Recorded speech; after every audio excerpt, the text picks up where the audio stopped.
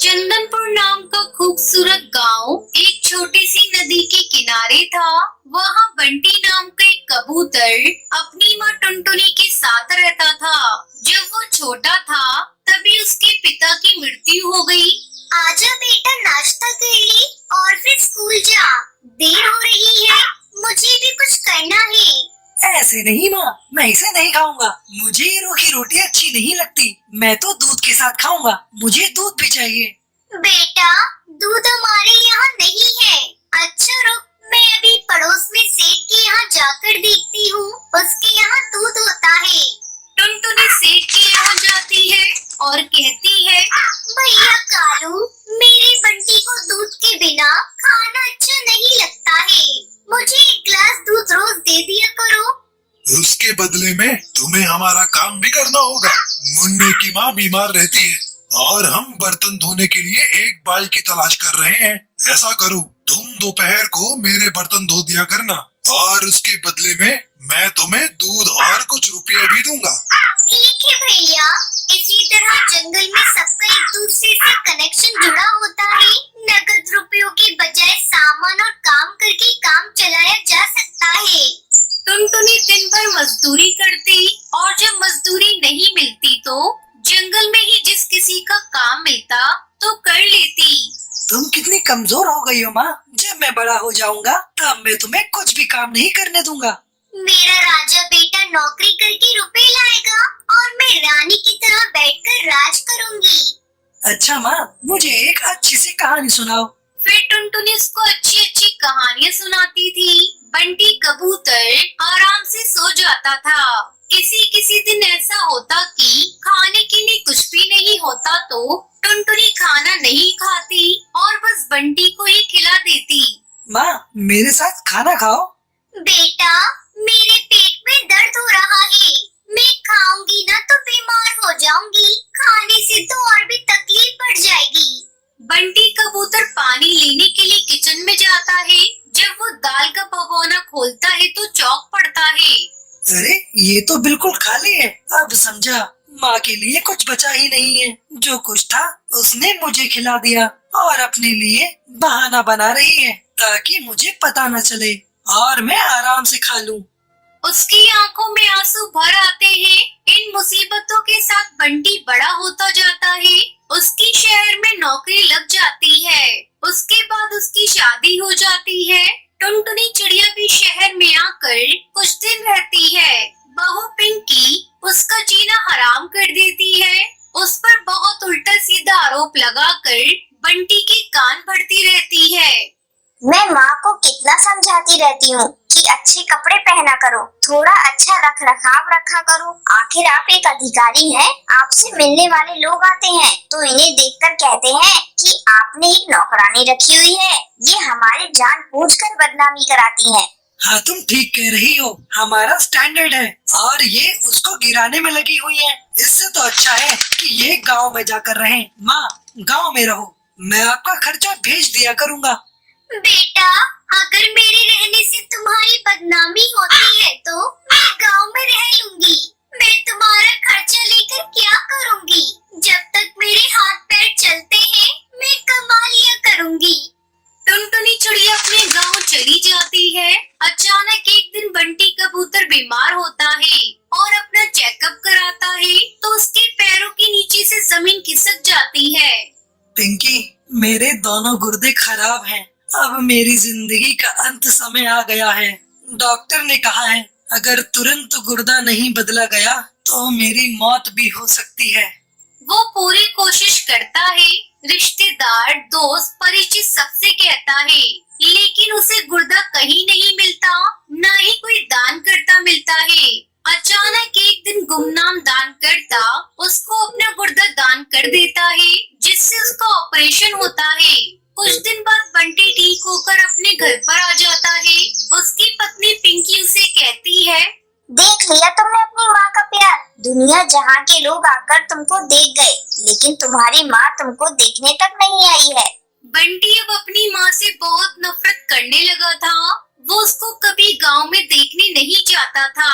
एक दिन गांव से उसके पड़ोसी हरिया काका का फोन आया। हेलो बंटी, तुम्हारे घर से बदबू आ रही है। मकान बंद है, यहाँ आकर देखो। बंटी जब वहाँ जाता है तो देखता है कि बंद घोंसले के भीतर उसकी माँ मरी पड़ी है। शायद उन्हें 5-6 दिन मरे हुए हो गए होंगे। वो बीमार हो गई थी। उसकी देखभाल करने वाला कोई नहीं था।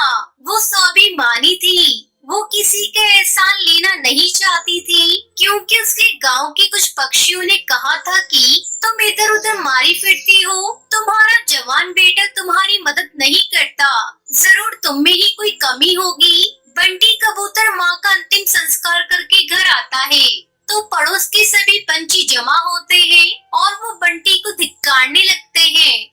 बंटी, हम तुम्हें ऐसा नहीं समझते थे। तुम्हारी खातिर चाची ने पूरी जिंदगी मजदूरी की और अपने शरीर का खान पान का भी कभी कोई ध्यान नहीं रखा। तुम सब भूल गए। कौन इतना करता है? तुम्हारी पत्नी ने उन्हें शहर से लड़ झगड़ कर भगा दिया और कोई माँ होती तो तुमको देखने तक नहीं जाती, लेकिन उन्होंने तो अपना गुर्दा तक तुम्हें दे दिया। ये बात सुनकर बंटी को जैसे करंट लगा। क्या मुझको गुर्दा देने वाली मेरी माँ थी?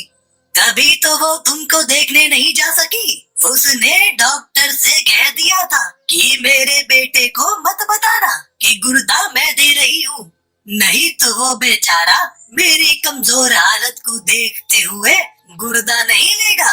मैं चाहती हूँ कि मेरा बेटा ठीक ठाक रहे। मेरा क्या है, मैं तो मरने को ही बैठी हूँ।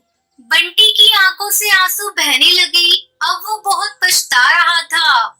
हे भगवान, मैंने कैसा अनर्थ किया जिस माँ ने अपना सुख नहीं देखा और मेरे लिए अपनी जिंदगी कुर्बान कर दी। उस माँ को अंतिम समय में अपने पास भी नहीं रख सका। उसे याद आया जब वो बचपन में अपनी माँ से कहता था कि जब वो बड़ा हो जाएगा तो उसे कमा कर खिलाएगा, तो माँ कहती थी कि उसकी नौकरी लग जाएगी तो वो रानी बनकर राज करेगी। अब बंटी बहुत पछता रहा था। वो जोर जोर से रो रहा था। माँ, मैंने तुम्हारे साथ बहुत गलत किया। अपने नालायक बेटे को माफ कर देना माँ, मुझे माफ कर देना। मैंने तो तुम्हें एक दबड़ी तक नहीं दी और तुमने फिर भी मेरे लिए जिंदगी कुर्बान कर दी।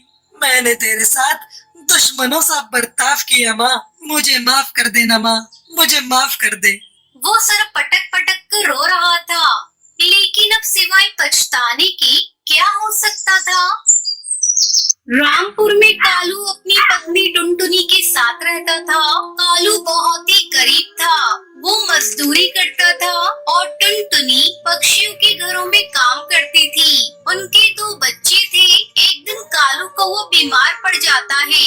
कई दिन बीत जाने के बाद भी कालू की तबीयत में कोई सुधार नहीं होता। टूनी के पिताजी, मैं कहती हूँ किसी डॉक्टर के दिखा लो। कई दिन हो गए हैं, तुम्हारी तबीयत में कोई सुधार नहीं हो रहा है।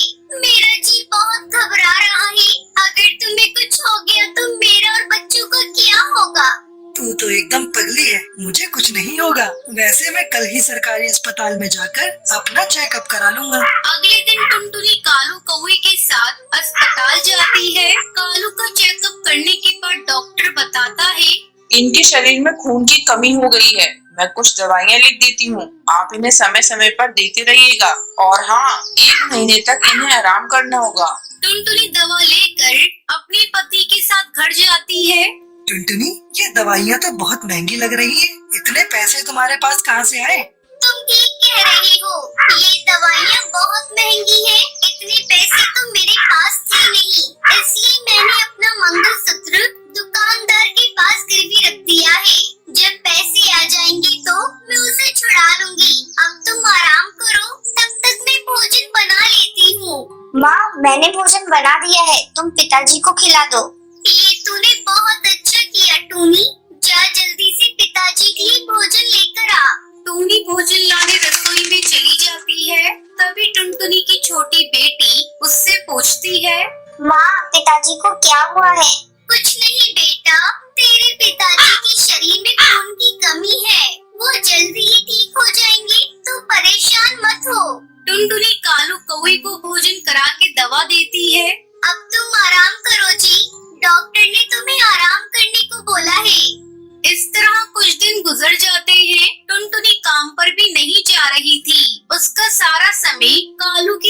देखभाल में ही निकल जाता था। कालू की तबीयत लगातार बिगड़ती ही जा रही थी और एक दिन उसकी मौत हो जाती है।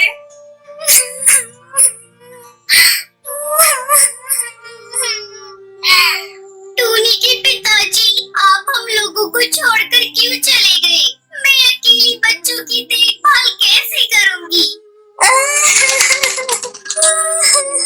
पिताजी, आप उठ जाइए। पिताजी, आप हम लोगों के साथ ऐसा क्यों कर रहे हैं?